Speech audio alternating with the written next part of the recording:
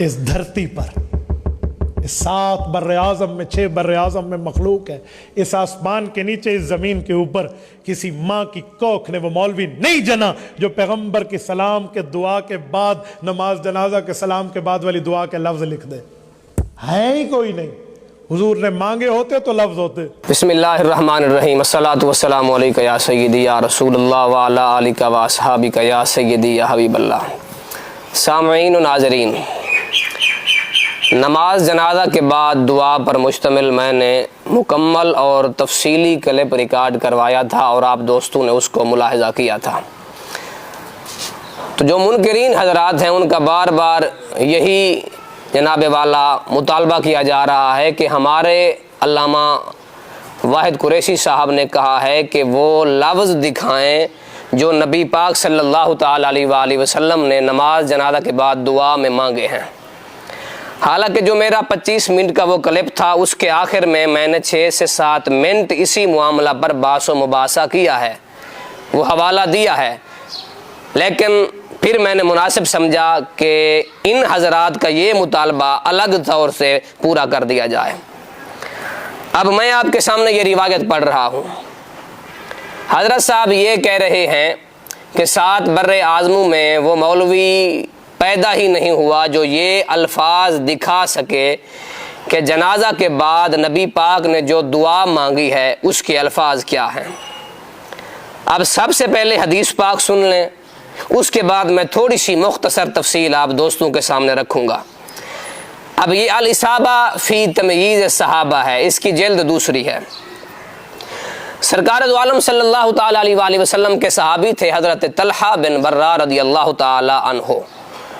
ان کا وصال مبارک ہوتا ہے، ان کی وصیت کے مطابق ان کو رات ہی کو دفن کر دیا جاتا ہے، رات ہی کو ان کا نماز جنازہ پڑھا دیا جاتا ہے۔ اب اس کی وجوہات بھی کتب میں موجود ہیں۔ سرکار عیادت کرنے بھی آئے تھے اور سرکار نے یہ بھی فرمایا تھا کہ اگر رات کو ان کا وصال ہو جائے تو مجھے بتا دینا، لیکن حضرت طلحہ بن برہ کی محبت تھی، انہوں نے کہا کہ رات کو میں اگر فوت ہو جاؤں تو حضور کو نہ بتانا، راستے میں کفار کے گھر ہیں، کہیں ایسا نہ ہو کہ حضور آئیں اور وہ کفار میرے نبی صلی اللہ علیہ وآلہ وسلم کو تکلیف دیں۔ راتوں رات حضور کو بتائے بغیر ان کا جنازہ پڑھا گیا، دفن کر دیا گیا۔ اب جب سرکار کو صبح پتہ چلا، فجاء حتی وقف علی قبر ہی، یہ الاصابہ کے لفظ ہیں۔ نبی پاک صلی اللہ تعالی علیہ وسلم اپنی پوری امت کے ولی اکبر ہیں، چونکہ ولی کو حق حاصل ہوتا ہے کہ وہ اگر نماز جنازہ میں شریک نہیں ہوا تو وہ الگ سے نماز جنازہ پڑھ سکتا ہے۔ تو چونکہ حضور ولی اکبر ہیں، حضور اپنے چند صحابہ کے ساتھ اپنے غلام حضرت طلحہ کی قبر پر تشریف لائے۔ اب یہ الاصابہ کے لفظ ہیں، فجاء حتی وقف علی قبرہ، حضور آئے، ان کی قبر پر کھڑے ہو گئے نماز جنازہ ادا کرنے کے لیے۔ وصف الناس معہ، لوگوں نے جو آپ کے ساتھ تھے سرکار کے پیچھے صفیں باندھ لیں۔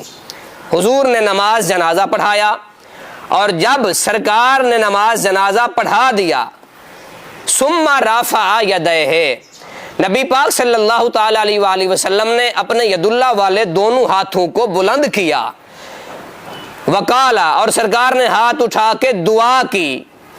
اب سن لیں، جو اعتراض کرتے ہیں مجھے تو سمجھ یہ نہیں آتی کہ یہ حدیث ان کے مطالعہ سے نہیں گزری یا تعصب کی بنا پر یہ حدیث پڑھتے نہیں ہیں، لوگوں کو سناتے نہیں ہیں۔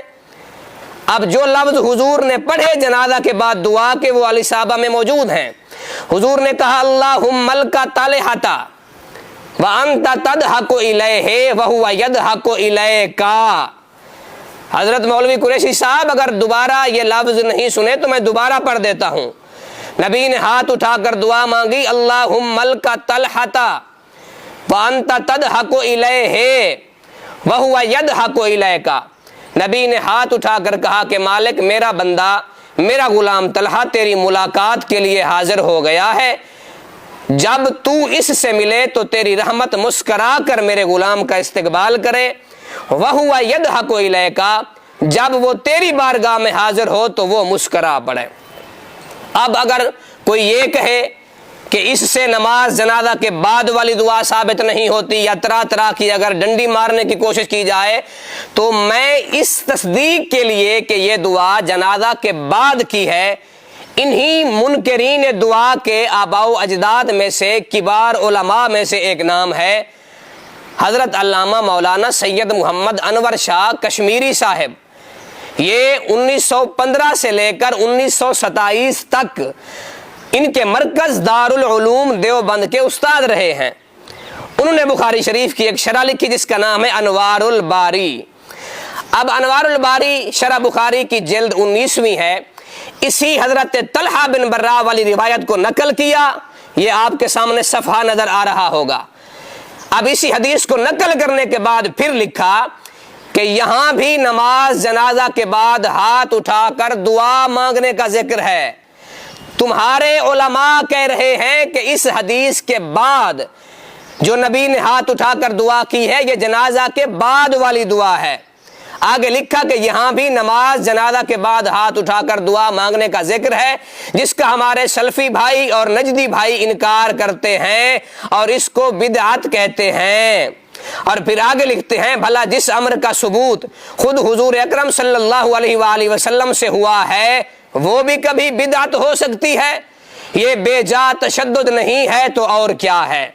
اب علامہ انور شاہ کشمیری صاحب جو 12 سال دارالعلوم دیوبند کے استاد رہے ہیں، وہ تصدیق کر کے اپنی شرح بخاری میں لکھ رہے ہیں، آپ کو صفحہ نظر آ رہا ہوگا، کہ جو دعا حضور نے مانگی ہے حضرت طلحہ کے جنازہ پر، وہ جنازہ کے بعد والی دعا پر دلالت کر رہی ہے۔ اب اگر کوئی انکار کرے تو مجھے یہ لکھ کر دیں یہ واحد قریشی صاحب کہ جو بات انور شاہ کشمیری صاحب نے انوار الباری میں لکھی ہے وہ غلط لکھی ہے، اگر یہ نہیں مانتے۔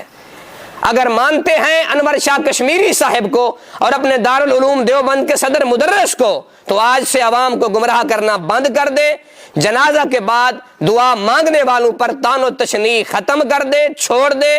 اگر یہ نہیں ہے تو ہمیں لکھ کر دیں کہ ہمارے صدر مدرس علامہ انور شاہ کشمیری نے غلط لکھا تھا، ہم صحیح کہہ رہے ہیں۔ یہ تو ہمیں لکھ کر دیں کہ ہمارے علماء غلط لکھتے تھے اور آج کے ہم جو علماء اپنے مسلک کے ہیں ہم وہ سچے ہیں۔ نہ یوں تنگ تم ہمیں کرتے، نہ یوں فریاد ہم کرتے۔ اب تمہارے علماء کے بقول یہ حدیث آ گئی ہے جس کے بارے تم کہہ رہے ہیں کہ 7 بر اعظموں میں مولوی پیدا نہیں ہوا۔ انور شاہ کشمیری صاحب 7 بر اعظموں کے پار کے ہیں، ادھر ادھر کے ہیں، یا ان کو غلط کہو یا مانو کہ یہ حدیث جنازہ کے بعد والی دعا ہے اور صراحتاً اس بات پر دلالت کر رہی ہے۔ اللہ کریم ایسے حضرات سے بچائے۔ یہ میرے اوپر جو واجب تھے میں نے یہ لفظ دکھا دیے کہ نبی نے جو دعا کے لفظ مانگے وہ کون سے تھے۔ اگر کسی میں جرت ہے تو انور شاہ کشمیری صاحب کا اور اس حدیث پاک کا رد کر کے دکھائے۔ وما علیہ الا البلاغ۔